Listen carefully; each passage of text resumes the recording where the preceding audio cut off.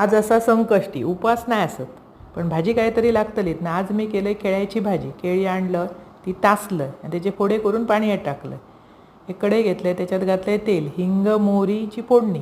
फोडणी व्यवस्थित तडतडल्यावर बारीक चिरून कांदा आणि उभी चिरून मिरची, वरसून घातलं हळद. सगळा व्यवस्थित परतून झाल्यावर पाण्यात घातलेली ती केळी टाकलं. पाण्यात घालू होई, नाही तर ती रापेतात, काळी पडतात. वरसून चवीपुरता मीठ, व्यवस्थित ढवळून किंचितसा पाणी, वाफेर शिजवायची. ताटलेर एकतर पाणी ठेवा किंवा झाकण ढाकून ठेवा, म्हणजे पटकन ती शिजतं. केळ्याची भाजी ना एकदम भुसभुशीत आणि चविष्ट होतं. झाकून शिजवलाच की त्याच्यात कोथिंबीर आणि खोबरा घाला, म्हणजे ती अप्रतिम लागतं. ह्याच्यात हळद आणि कांदो घातलाच नाही तर ही उपवासाक पण चलता.